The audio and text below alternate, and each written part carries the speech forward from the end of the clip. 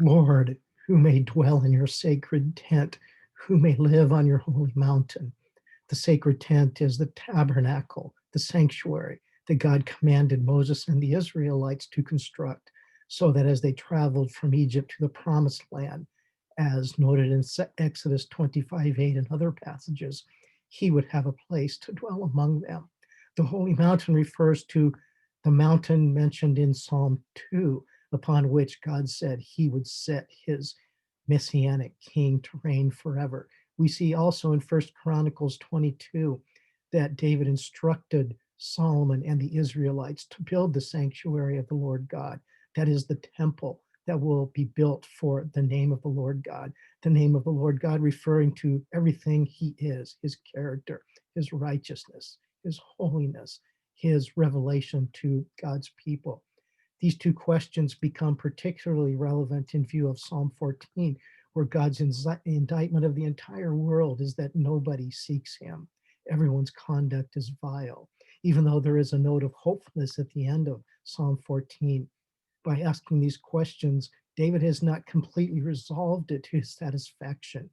And so the questions point out again the seemingly hopelessness, particularly in view of the next several verses, of those that they would not be able to stand before the Lord and live with the eternally righteous and holy King that is proclaimed in Psalm 2.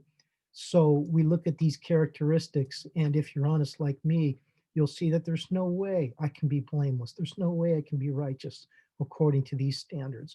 I do not get the impression that these standards of speech, conduct, and relationships with other people are the only qualities that God would require in order to live with the Holy King, the Messianic King forever. But that's the point, because we see in the New Testament that those who have placed their faith in Jesus Christ the Messiah are those who can and will be stand in the holiness and blamelessness of the Messiah, the Christ, who has in fact lived up to these standards. Do you notice that David refers to the one? That is the person who's mentioned in Psalm 1, whose walk is blameless, who is the same person mentioned in Psalm 2, the eternally messianic reigning king.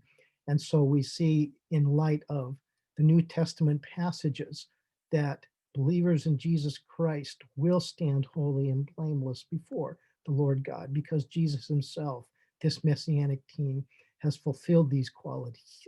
He is the one whose walk is blameless. He is the one who does what is righteous. And in him, we believers in Jesus Christ can live in that confidence. Look at the end of Psalm 15, for David says, whoever does these things will never be shaken.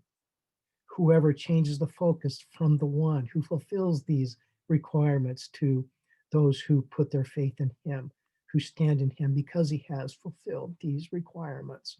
We can think of perhaps Psalm 11:3, where David reflects there upon how the foundations of godliness, the very moral foundations of the world, seem to be shaken. Well, we see here that at the end of Psalm 15, that whoever does these things will not be shaken. We see that this psalm points to the Christ of the New Testament as David looks forward to that messianic king. And it's because the Christ has fulfilled these qualities, because we believers in Jesus Christ can stand in what he has fulfilled, we have the confidence ourselves to go to the Lord God and pray with such trust and such confidence, even in the face of doubt and questions that would call us to question whether or not these realities are true.